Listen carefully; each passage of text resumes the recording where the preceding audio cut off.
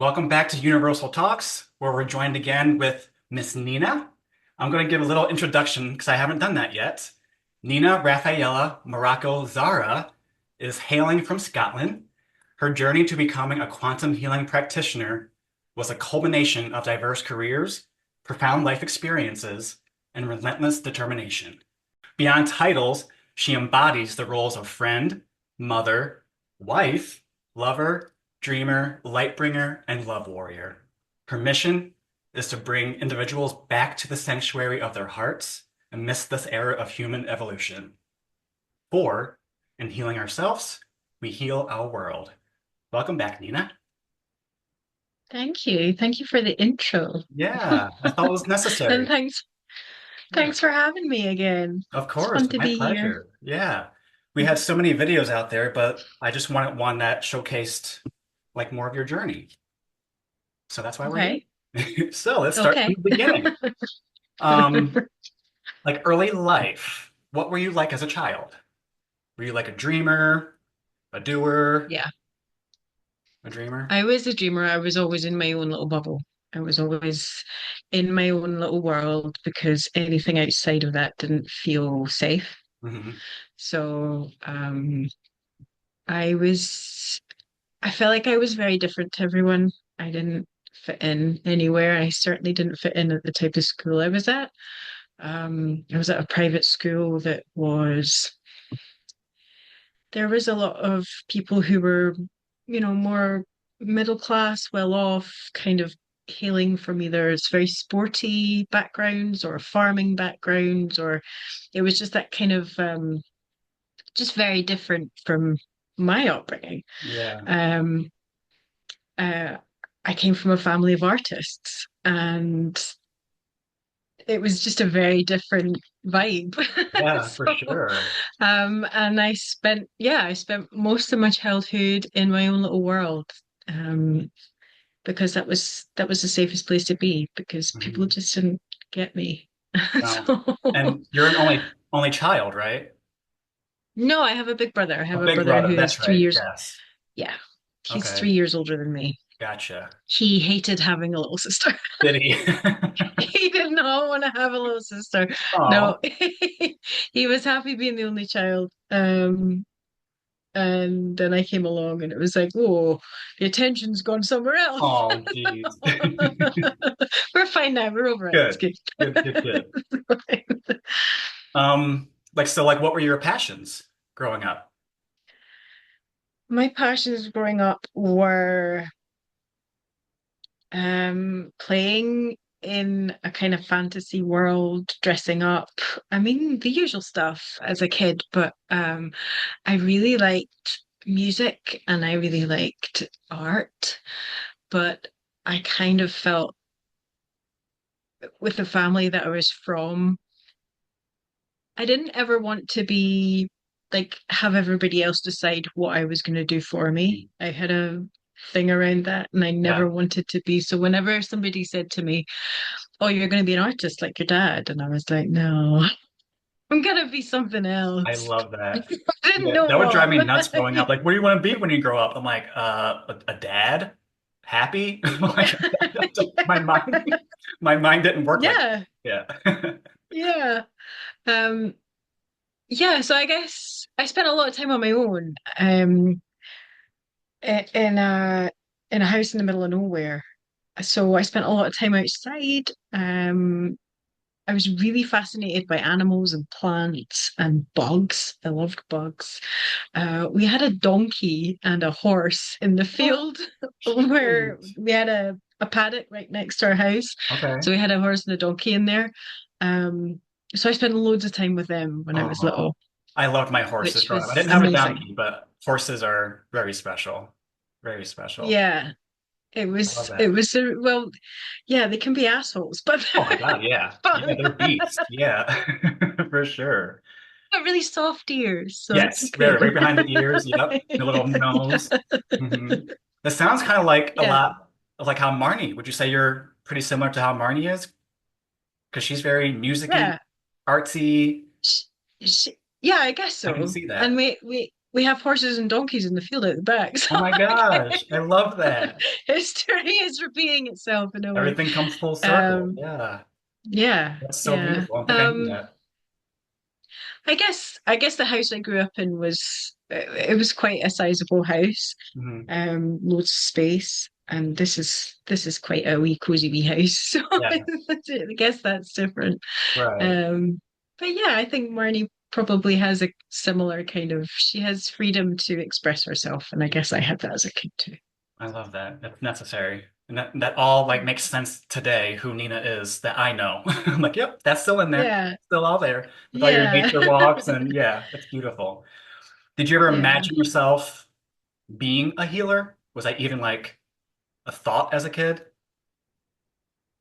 I liked, well, my family nickname for me was Nurse Neen. So I was always nursing Oh something my if a bird flew goodness. into a window or um, if something needed help, I would always be nursing it or Oh, helping it. So I guess that was there, but did I consciously know that I was a healer? No, not until a lot later. okay. Um, No, I hadn't really even thought about it for a long time. No, Because we can talk I about that guess, because I think that was probably what was the pivotal shift in your life, but also your career, but what happened with Marnie and her birth, if you want to talk about that, yeah, because there's yeah. a lot of Well, complications there. yeah, well, I think the journey to quantum healing kind of started when I was pregnant. Okay. Um, because I was really sick when I was pregnant. Um, and it was an absolute, it was awful. Um, You need to write a book, hyperemesis, honestly. You like you just need to write hyper, a book. yeah, hyperemesis is a really awful condition. What is Any it? woman who it's a condition called hyperemesis gravidarum.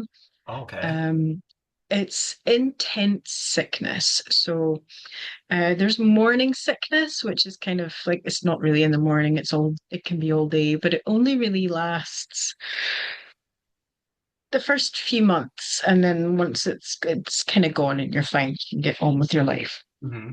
Hyperemesis is sickness constantly, um, all day, every day, the entire duration of the pregnancy. Ooh. And it's extreme. So you can't keep anything down. I couldn't even keep water down.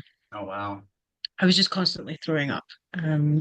I counted one day and it was in between, it was around 28 times I was sick in a day, and that was normal. Oh. The whole pregnancy, so 7.5 months.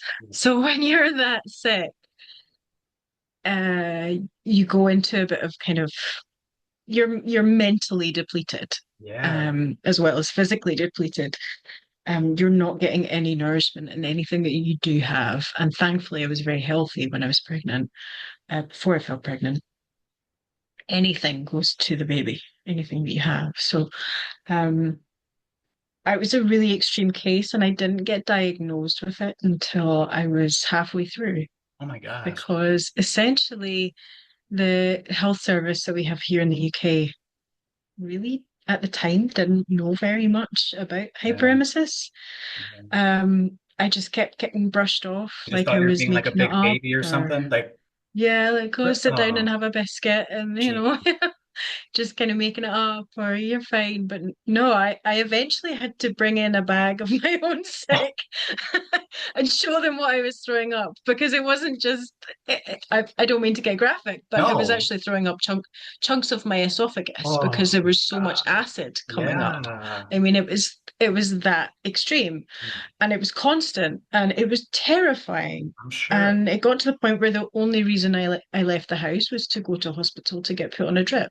It was the only way I could be out of the house. Wow. I just had to be near a toilet all the time so I could throw up. So that was intense.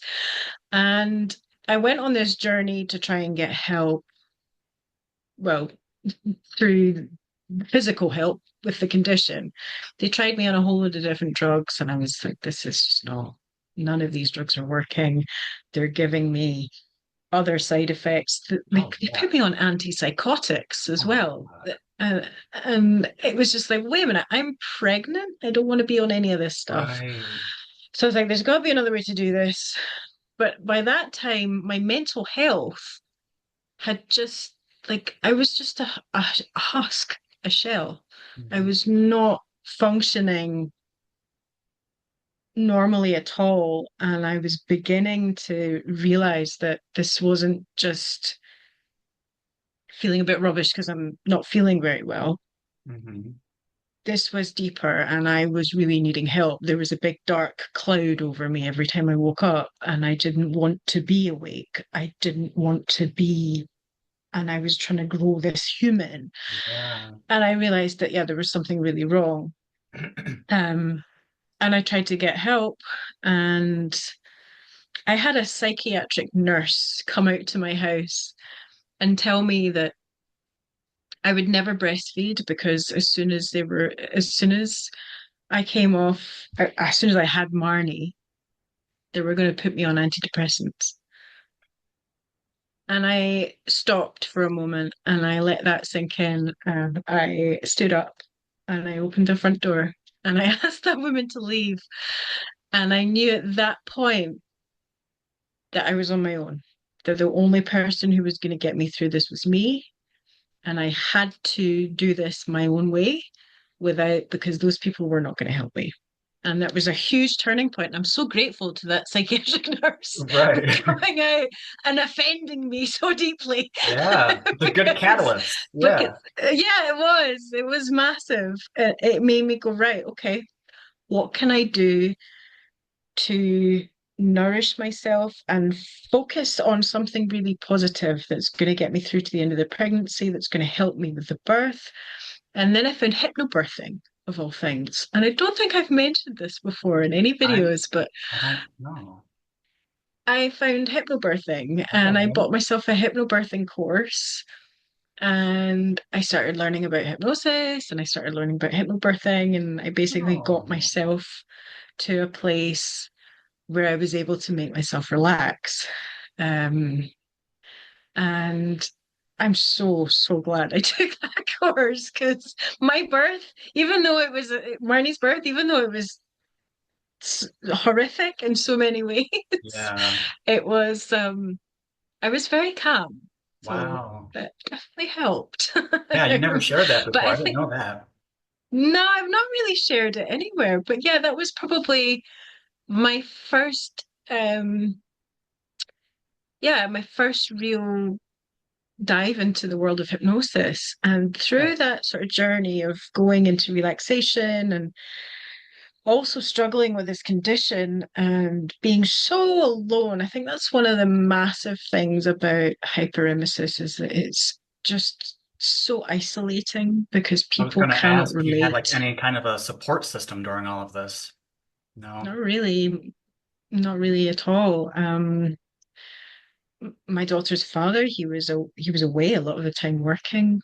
Um, I was in quite a secluded location as well, and I didn't drive.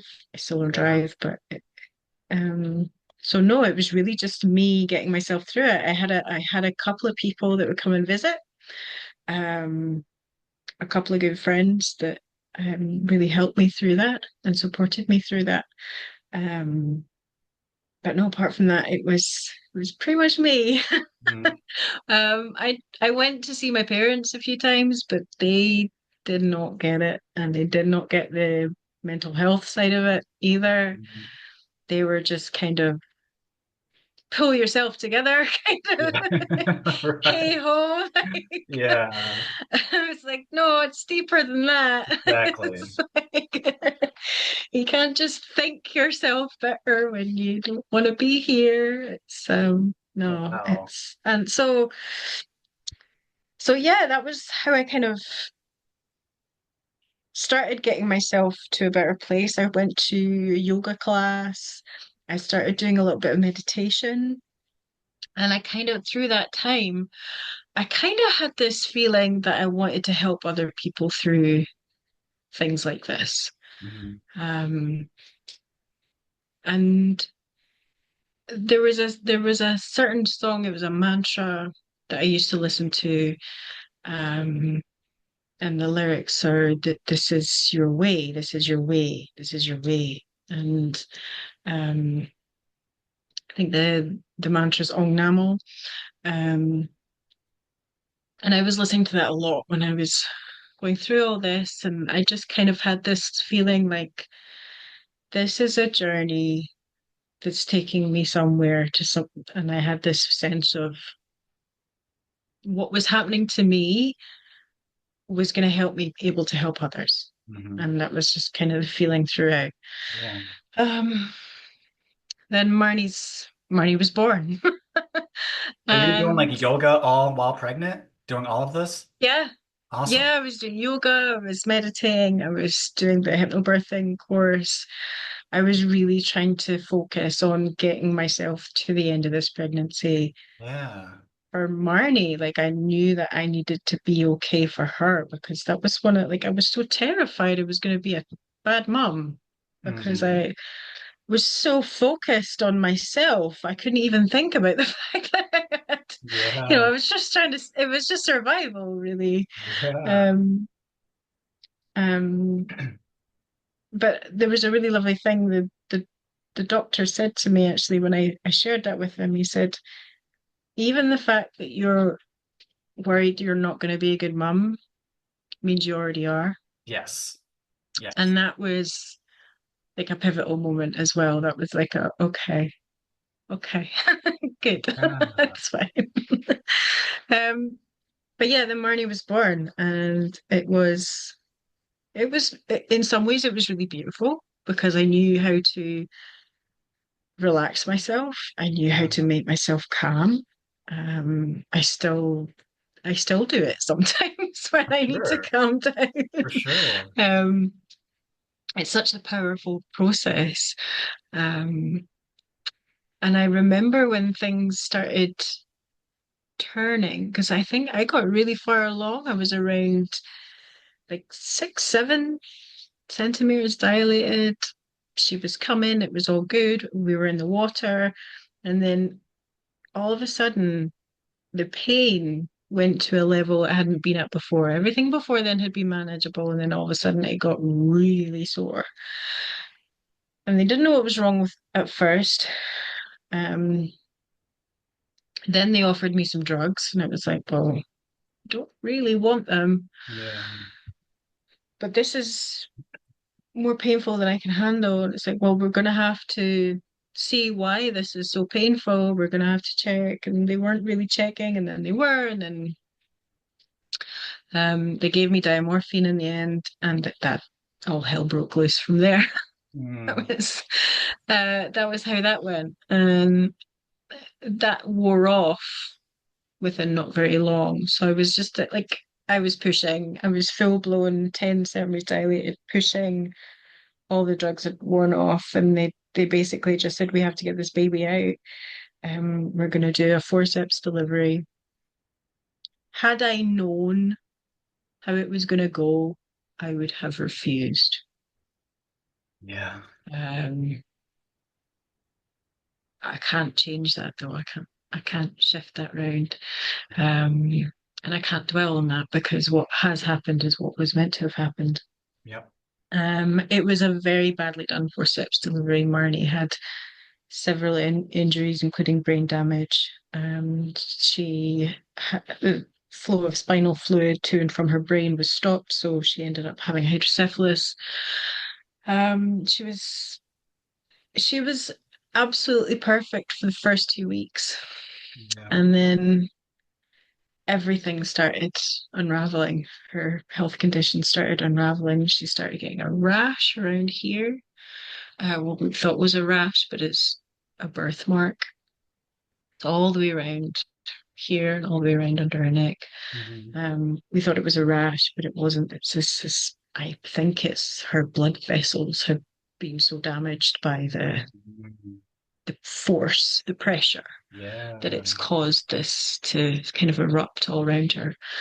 Mhm. She had uh, tumors in her throat. little blood vessel tumors called it's an internal hemangioma Okay. inside her throat. So her airway was closing up. She couldn't breathe properly. Um, so we were rushed back to hospital, and from then on, the next 2, 3 years was just hospitals Yeah. and surgeries and doctors and more surgery. And yeah, it was relentless. Seems And I was on top of having gone through what I went through with the pregnancy, then the birth, then having to deal with all that. And in amongst all that, trying to figure out who I was now after all. Wait, oh where my, there's me in there somewhere. Hang on. But then no, I was just functioning for Marnie. I was functioning at to that make sure point, she was yeah. okay. Yeah. Mhm. Um, and yeah, it was a massive, massive event, series of events that completely changed my life.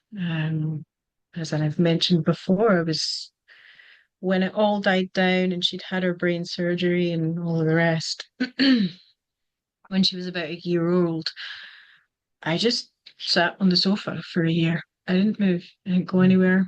I maybe saw one or two friends, but I was just frozen. I just could not go anywhere, do anything. I just needed to sit and take it all in. Um, and then through that, sitting on the sofa, I came across Dolores Cannon, Okay. quantum healing. See, I love this. Even as close as we are, like I thought your healing journey, not your healing journey, but your quantum healingness started because of Marnie's experience. So I love hearing the backstory. It just makes so much sense that all of that was preparation for Yeah, what was to unfold. yeah. Imagine if you didn't have that Well, I sense think, of just knowing. well, I knew I needed to heal. I Yeah. knew I needed to heal, and I knew I needed to release a lot of because I think when you become a parent, everybody has kind of their own childhood kind of comes up and their own Oh childhood yeah. trauma comes up big time. Oh I was yeah. having a lot of flashbacks from my own childhood. Um, and I was like, I need to heal this stuff so that I don't project it onto Marnie. Mhm. Um, so I was actively looking for help and processes that could help you with inner child. And um, so, yeah, that was kind of what led me to a group where I asked a question: how do you heal this stuff? What do you do? Where do you go? What do you do? How do you heal it? And that's when Maya, my angel that brought me into BCH, Yeah. she reached out and said that she just finished the BQH course and did I want a session? And I absolutely snapped that up. She sent me a whole lot of information about Dolores Cannon and about Mhm. Candace and BQH, and that was it. I just dove right in. Yeah. Um, and I just knew that this was something that I should learn how to do. Um, and yeah, that's what brought me in. That's what brought me into BQH. Um, and yeah, after that, it was around my birthday, and my birthday, I wanted the BQH course, so Oh, that's what I got. And I then love that. I studied, and then I started doing all this work. So yeah, it did.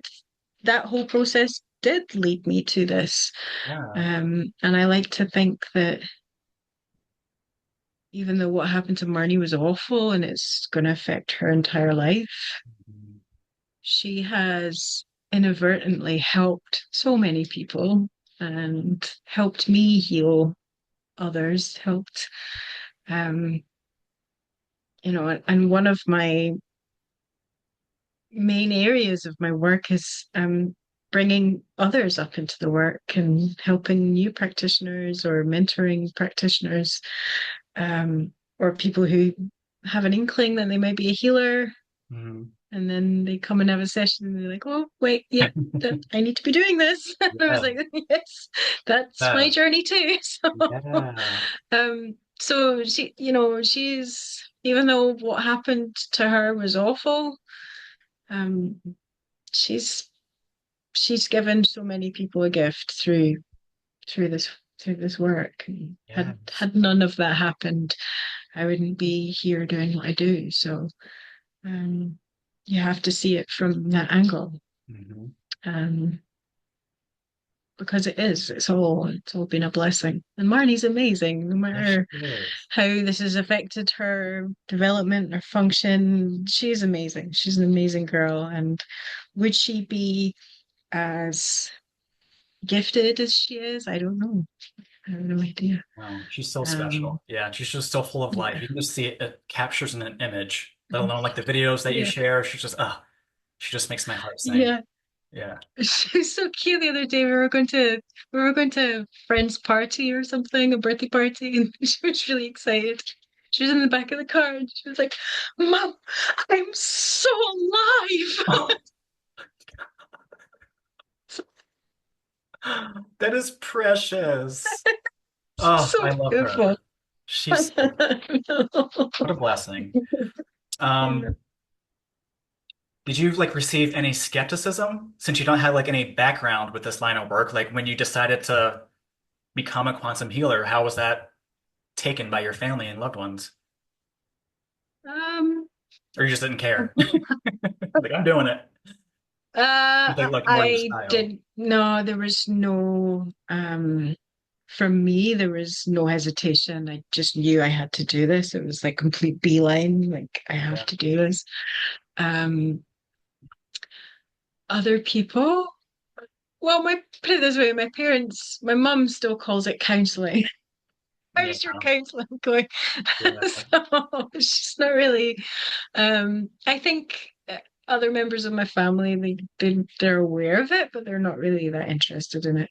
Mhm. They maybe think it's a bit woo-woo or something. I know my auntie. When I told my auntie about it, she was like, um, "This was before I knew how to explain Yeah. quantum healing properly. Right. I would just I'm go on big still learning. rambles about it." Right. She just kind of looked at me and went, "Well, you wouldn't want to do that more than once." I was like, you might. She was like, Right. but but is it safe? I'm like, it's safe. So I think there was kind of, what is she doing? Kind of, okay, well, it's keeping her focus. She did, I didn't really need to be working at the time. My focus was, with Marnie. Yeah. Um, but this was something that it just came alive with knowing about it, learning about it, and um, going through the course even was just such a huge initiation process for me. Yeah. I had such an enormous, like, Remembering for me, something it was just like, really, yes, yeah. this. Oh, oh, I'm home. Yeah. This is where I'm Hmm. supposed to be. Yeah. Um, and meeting all of you guys and meeting the quantum healers and speaking to people, it's like, oh wait, there's a group of us and we're Yeah. all like they're like me. Like, okay. I love it. Wow, there's so many amazing people in this world and they're here to help people. And it was Yeah. just like So this many. amazing realization of seeing so many beautiful souls that truly are just absolutely devoted to helping this world and Yeah. helping people. And yeah, it was Like, and just an amazing I love our process. work so much, but I might possibly love more. There's the connections that I've made because of this work and just the amazing people that I get to call friends and colleagues and just like Yeah. it's mind blowing sometimes. Like it's really Yeah. powerful. It's beautiful. It's so amazing the connections that we made and that we're on these different places in the world and yet we come and we speak to each other and we get off a call and it's just like we come alive when we Yes. connect with each other Yeah. and whenever I've had meetings like this with my quantum healer friends, it's just such a beautiful Rejuvenating. feeling. Yes. Yes. Yeah. because we're filling Yeah. each other from the overflow versus like nothing against like clients or anything like that, but obviously we're providing a service, so it's not always the exchange. It's more of like a giving. Yeah. But so like when it's Yeah. practitioner to practitioner, it's just very it's palpable. It's just so beautiful. Like it's I don't even know how Yeah. to put it into words. It's fun. That's why I created this podcast because I just want to share this energy with the world. Yeah. It's contagious. It's so unique. I think the work that we do is very niche Hmm. and it's so unique and it's so fascinating and there's so many layers to it. So when Yes. we connect with each other and talk about our sessions and how it's all going and what's happening and um it's just so fascinating and we get it and we can support each other in it Mhm. um because we know what that's like and we can sort of we know what this field is like and how to work with it and Yeah. it's just yeah, there's so many layers to it. It's beautiful. I agree. I agree. What would you say is one of the most mind-blowing experiences you've had with quantum healing? I know there's so many, but if you want to give a couple examples. I had a Kundalini awakening during a session once that was Mhm. pretty intense. I've not really spoken about that before. And I for don't know our if I listeners will. and viewers, would you want to explain just briefly what is a Kundalini awakening? So for those A who don't know. Kundalini activation is a surge of energy that goes through your central channel, it goes through your chakras, and it activates and cleanses each of your chakras. So a Kundalini awakening can be essentially just a surge of energy that comes up from your lower spine up through your body. And it can happen very quickly, but it can also happen quite slowly. Um, yeah, during this session in particular, I was asking questions to the client, and it was one of his answers that started the activation. It was a very peculiar session in that it wasn't a normal session. Um, Sessions are always for the client, but this session was very different in that as soon as the client was in that space, he was sharing information for me. Mm, And that's fine to a certain extent, but it's not what we're there for. right, right. And, um, there was a certain piece of information that came through that just went into me, and this energy just came in and through my body, and then my heart just burst open, and I was just totally. I was in orbit. I was not like it was very, very intense. Yeah, Um, and I had to keep going with the session. So, and I was having very powerful rushes of energy from the base of my spine, like from my groin area, essentially. yeah, Um, and that felt very peculiar. yeah, I didn't know how to manage it or what to do really. So I just kind of had to put it to the side and just focus on the session. yeah. And we did the session. We got through to the end of the session. We said goodbye. I switched off and I suddenly knew I wasn't okay.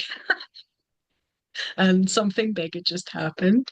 And I my think you might instinct have. was Is that when you left a voicemail or a message for me? You're like, I moved on. what's happening? How long is it gonna last? What do I do? What did I do? It's intense. Like it It was no is. joke. It is. And so my initial instinct was go and Yes. get out into the woods and ground yourself. Hmm. No amount of nature was going to ground me. I was away. Yeah. So, At that point, yeah. um, yeah, and it took a good, I would say, 3 months to get Oh wow.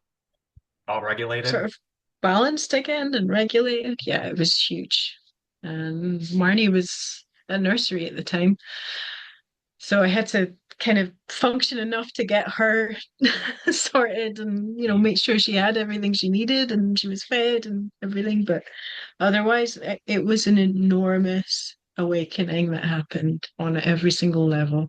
And I remember I could feel it going up through each chakra, Hmm. and I could feel um, everything that was needing cleared was becoming so clear to me. Yep. Um, and I was just in this state of between elation and sheer joy and absolute trauma and devastation of For having to clear real. and heal all this stuff and trying Yeah. to balance all that. And that was a really, really, really powerful time. Um, I hadn't been prepared for that kind of experience during a session. Or maybe Hmm. after, because we have For some sure. big Yeah. powerful stuff that happens. I thought maybe you can have something after, or Yeah. I've had lots of really amazing synchronicities unfold, and um, animal spirits, nature spirits, um, just so many beautiful confirmations of the sessions, but nothing is personal or as powerful as that. Um, Yeah. Has it happened since or anything like that? Not during a session, but any more Kundalinis? I've not had anything like that No. since. I feel like mine No, happens at nothing night a like that lot. Like since. the couple Kundalinis that I can recall, big ones, were like in the middle of the night. I'm like, oh, beat me up, Scotty. Like, here we go. Very intense. How Yeah. about like a client example? What's like the most profound healing example you can give that you've experienced?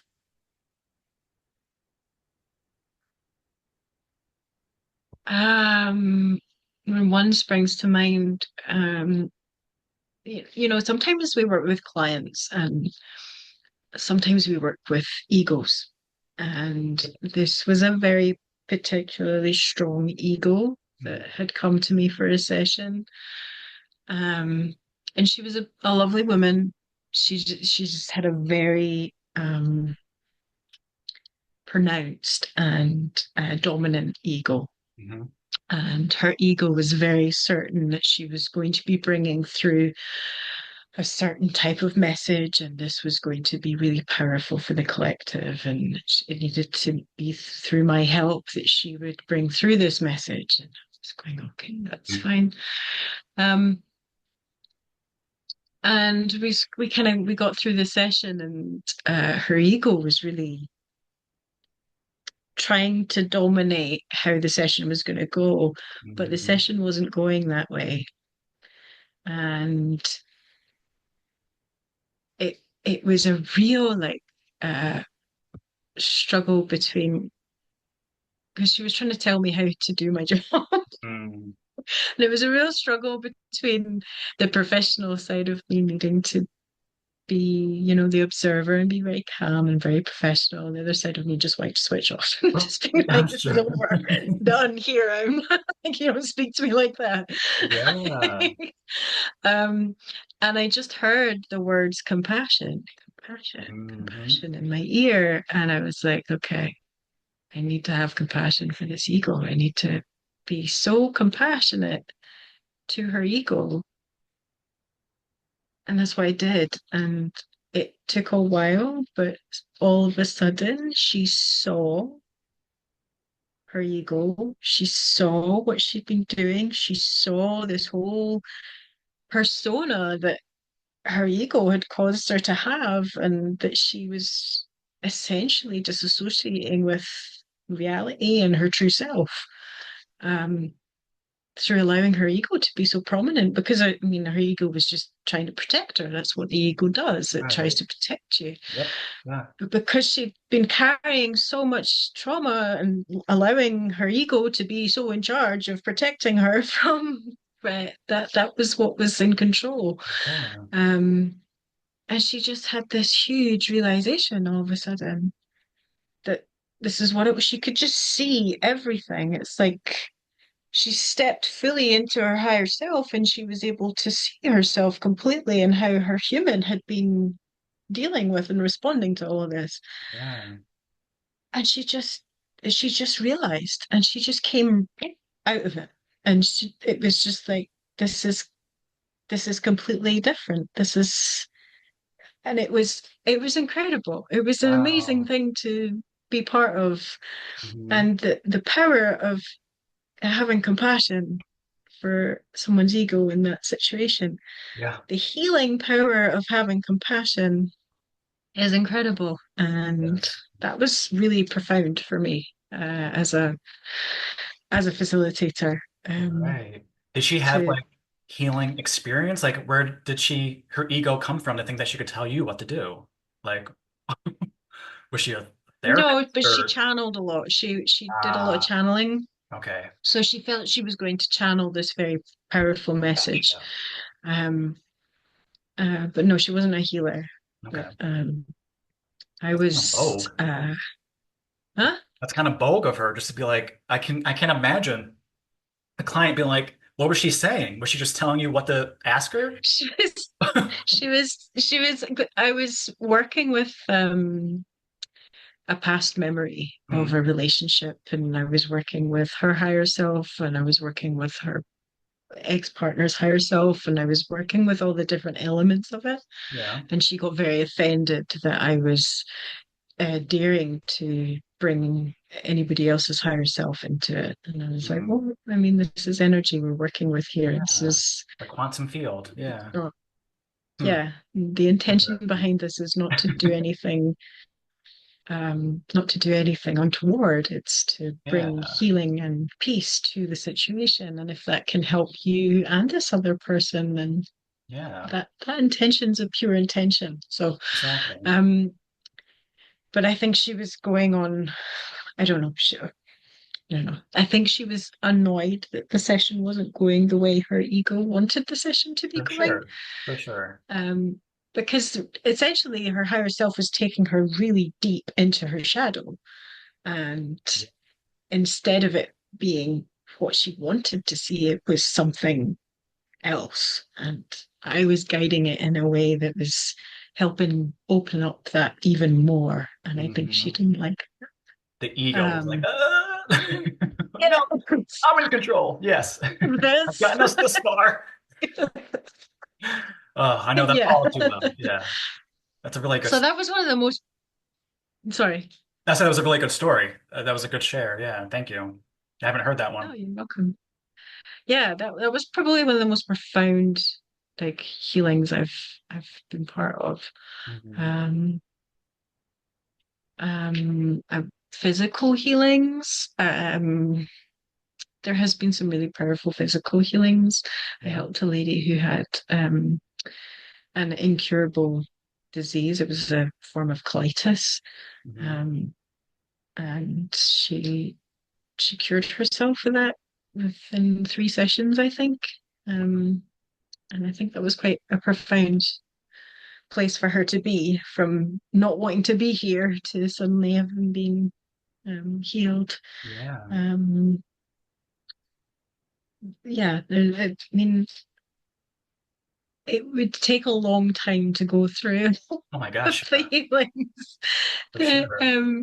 But yeah, as an as examples, I guess those are a couple of really beautiful ones that I've witnessed. Yeah. I love that. How do you integrate being a quantum healer with your just everyday life, being a mom, being a new wife? Is it like incorporated or do you separate and I balance? separate. Yeah. I would say I separate the two. I mean, it's getting easier now because I've got so much more experience. I'm able to separate the two, and I'm able, I think working online really helps as well because you're literally pressing a button and it's Yeah. poof, session's done. Right. Um, but yeah, there was a couple of struggling times when Marnie would come back from her dad's and I just finished a session and I'd be completely wired, having to Yeah. deal with a toddler.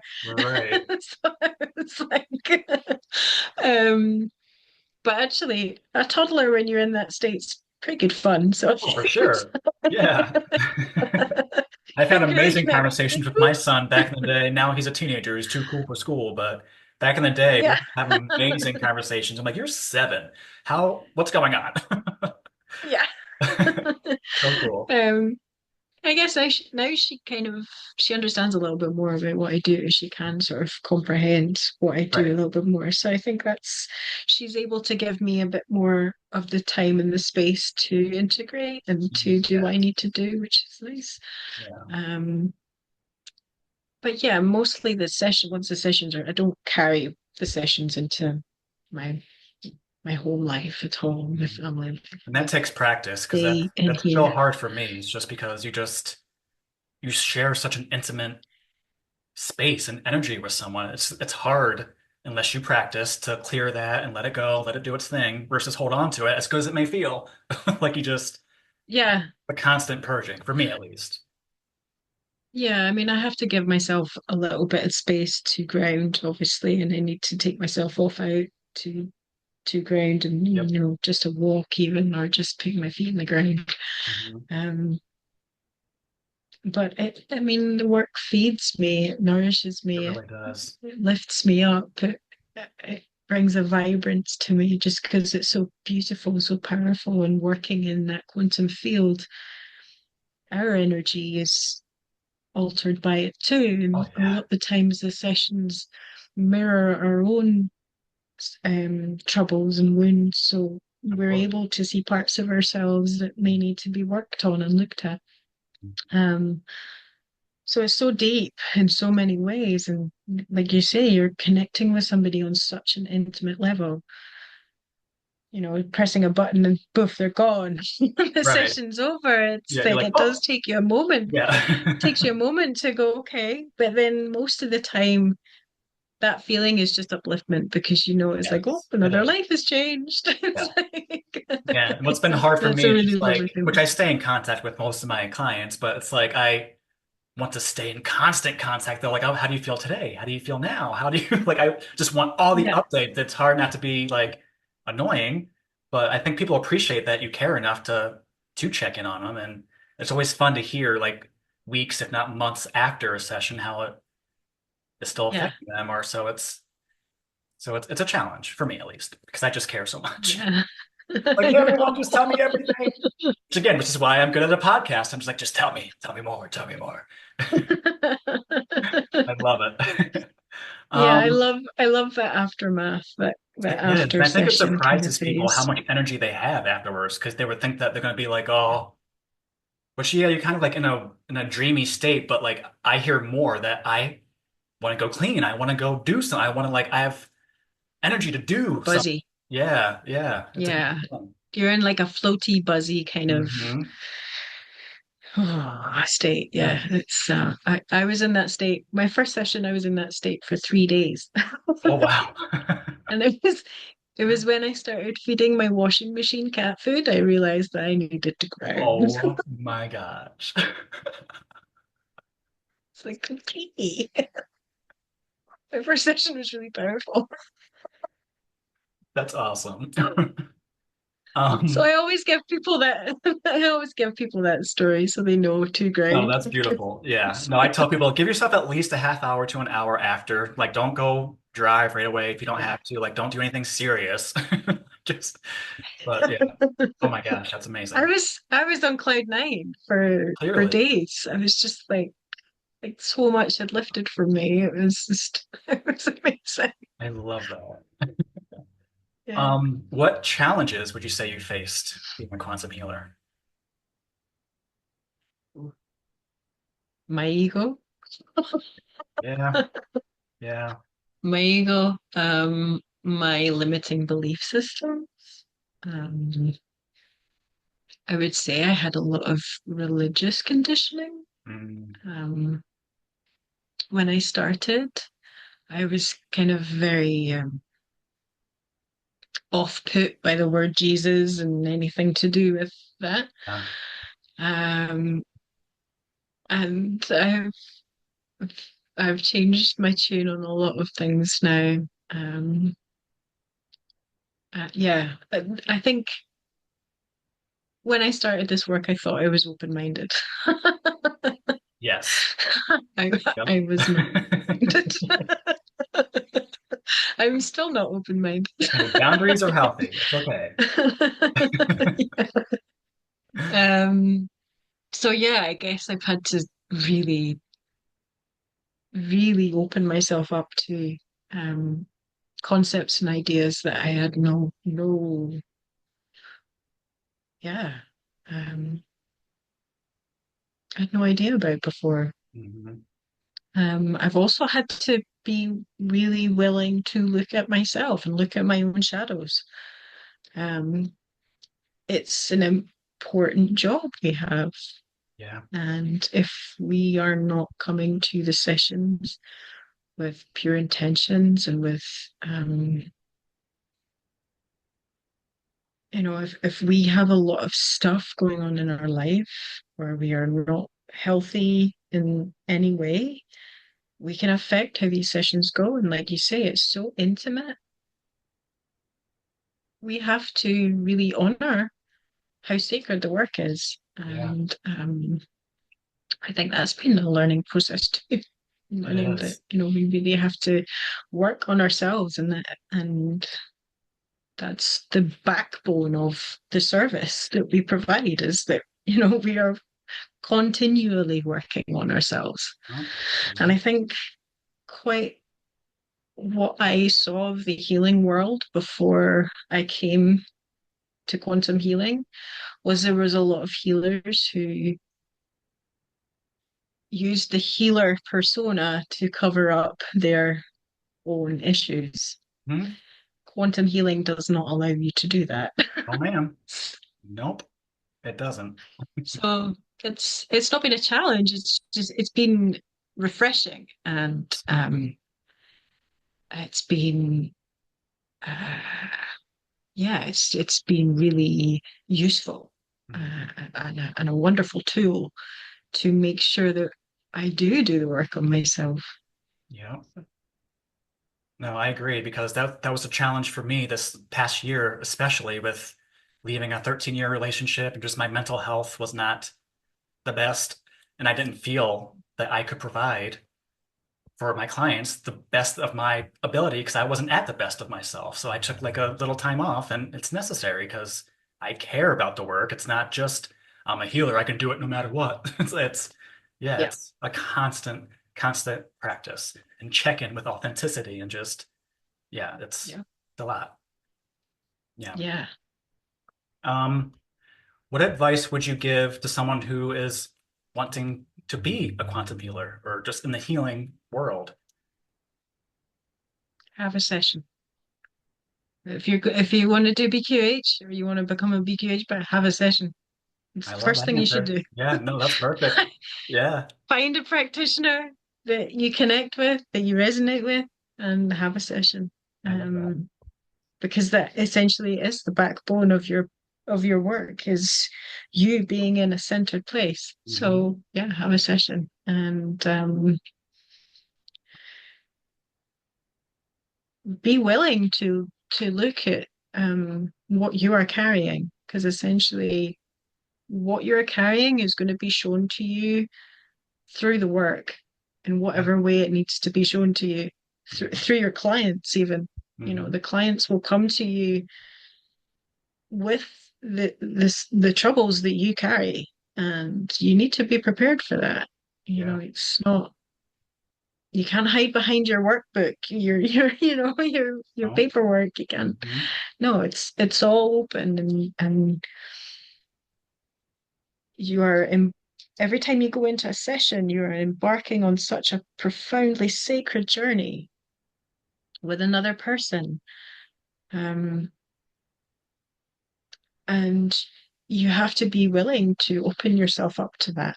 Hmm. Um, And that can be, at first, it can be a little nerve-wracking because you're trying to think about what you're going to say in the induction and what you're going to do after the induction and how you're going Yeah. to guide the session. So you've got a lot of things to focus on.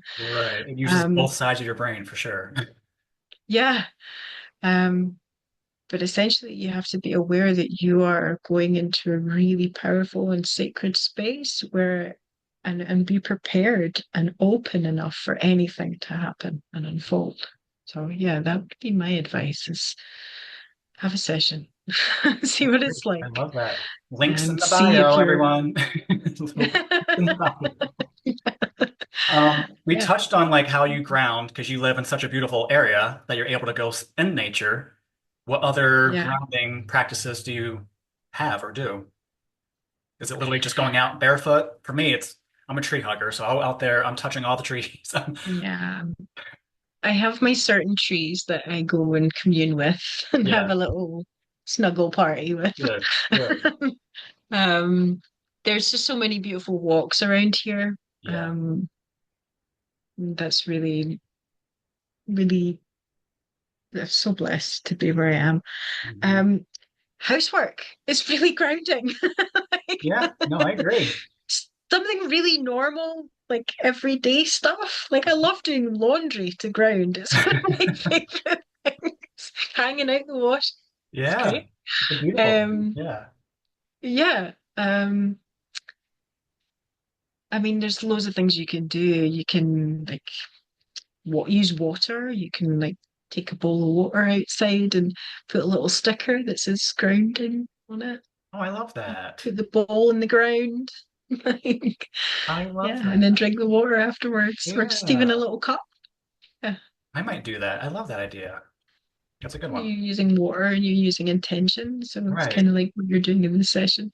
Yeah, because So I with, think of course, that's Speak Your Age and just what we do, water alchemy is a huge part. So, like, I'm always yeah, blessing my water. It's always a very yeah. charged liquid. Always. And it's so easy to do and so So quick to easy. do. And Yeah. so easy. Yeah. Yeah. So that's a nice one. Or just eating some root vegetables, things that Hmm. grow in the ground. Eat some of Yeah. that stuff. That's a good way of grounding. Um, it gets easier over time. I think when you're not used to being in that state, it takes longer for you to become more regulated. I agree. But I think with, the more you go into that quantum field, the easier the journey Yes. back is. Yeah. No, I Yeah. totally agree. Where do you see the future of healing? It's already shifted so much over the years. So, Yeah, I mean, I've been taken to that vision a few times during sessions. I've been yeah. taken to I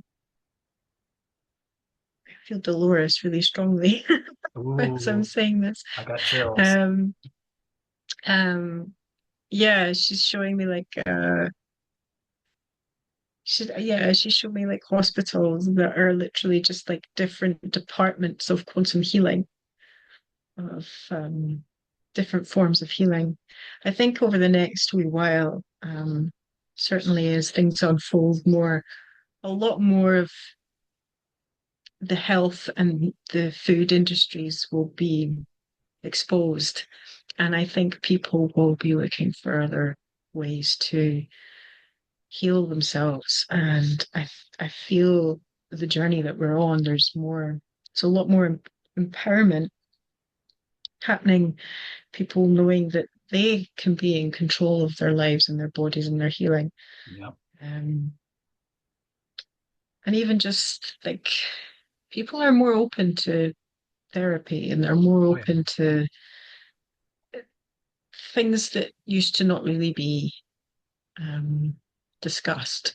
Mhm. People are more accepting and more open to it these days. So I think it's I just going to agree. keep going. But as a vision of the future, yeah, I've definitely been taken to places where you will have hospital Like a type true healing environments hospital. Yes, I love that. that are, yeah, there's different departments for different things and different Right. methods and different, yeah, As it ought to be. Yeah, available. I resonate with that a lot. That's beautiful. Yeah, that's a vision I've always been taken to. And where do you see yourself fitting into this revolution? Like, what's Hmm. Nina's future for healing? Um, I'm just going to keep going, just going to keep doing what I'm doing, and hopefully the people who need my energy the most find me. Um, and I'm going to take it wherever it needs to go, wherever I'm guided. Um, and I mean, I've never been somebody who's been scared to push buttons or go over boundaries. So I'm not fearful of seeing where this work can go and where we can take it. And I just see joy and excitement in the future of this work. Yeah. There's so much beauty in it. We're only really just scratching the surface of where we can take it and what we can do with it. Hmm. Um, so yeah, I'm excited to explore, Me see too. where we can Yeah. go. It Yeah, makes my nerd self all giddy with all like the fusion that's finally happening of like the yeah, science and the quantumness of like just all of it just yeah, I love it. yeah. Love it. You get all the ET disclosure stuff Oh my and people gosh. starting to Yeah, go, now we got there ocean really is aliens. other Yeah. life on other planets. It's like, Whoa. yeah, we know. It's different when it's on our It's own funny. planet. Yeah, it's different. Oh my gosh. Like, yeah, I was having a conversation with an ET that's orbiting the Earth right now. Yeah. And a few years ago, nobody was like, "What?" Everybody was like, "What?" Now Yeah. they're like, there's ETs that are orbiting there." Right. Yeah. They're having Yeah, congressional meetings about it. Yeah. yeah. I love it. I love it. Let's see. Yeah. We're almost at an hour. Let's start wrapping this up. Okay, sure. What practices do you practice besides grounding? Like what mindfulness practices do you do to maintain your wonderfulness? I channel. I Mm, channel my higher self. And it doesn't really feel like for me, it doesn't feel like it's an overtly spiritual thing to do. It's yeah. more of really relaxation for me. It's like I put on some music and I open my book and it's a relaxation for me. Yeah. I allow the energy to come through me and to use the pen and I write and yeah, I get really relaxed doing it. It's not like I'm a completely wired kind of Right. Yeah. Yeah. um or I connect with my future self as well as something else that I Mm, do quite often. She's always guiding me. Um Meditation obviously. Um and just maintaining a state of presence. And I think I have done that more this past couple of years. mhm. I had to take a little step back from the work slightly because of Marnie needing more of my help with Yeah. therapy and stuff. Um, so I've kind of had to be here more. And I mean, I got married this year, and a lot of stuff happened that was very human. Yeah. And I think it's been really helpful because it's given me more of that balance, that we are here and we are needed here. Right. And that's Yeah. important to, it's not just about ascension, it's about being here. Mhm. Like, um, we're here for a reason and a good reason. So, Yeah.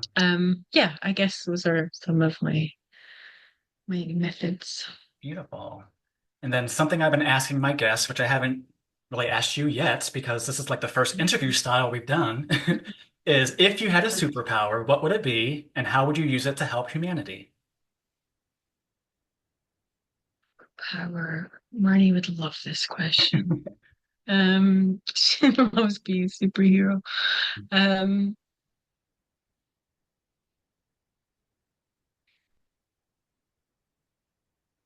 if I had a superpower, I would be able to take people immediately to a state of 0 point field Okay. to experience consciousness on a degree that is beyond the physical, Okay. so that they could remember what they are.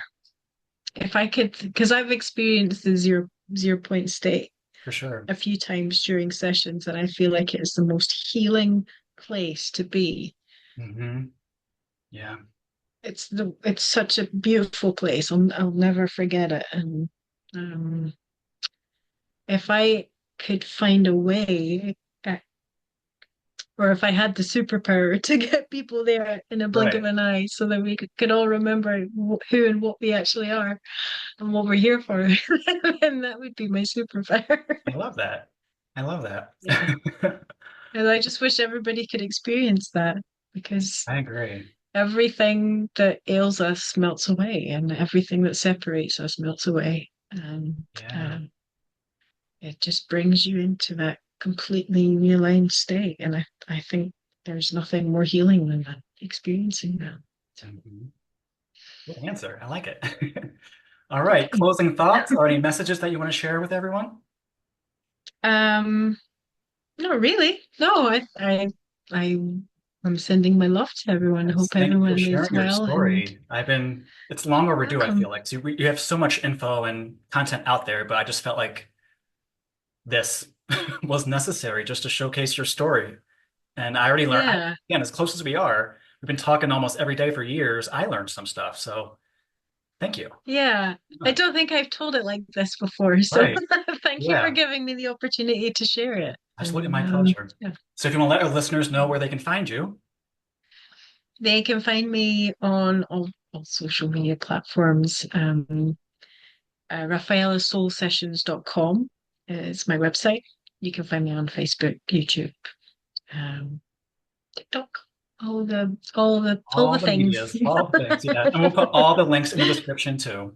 And Yeah, if you made it this far, thank you so much for tuning in. We appreciate you, and we will see you in the next one. Mwah. Speak soon. thank you, Kenneth. Thank you.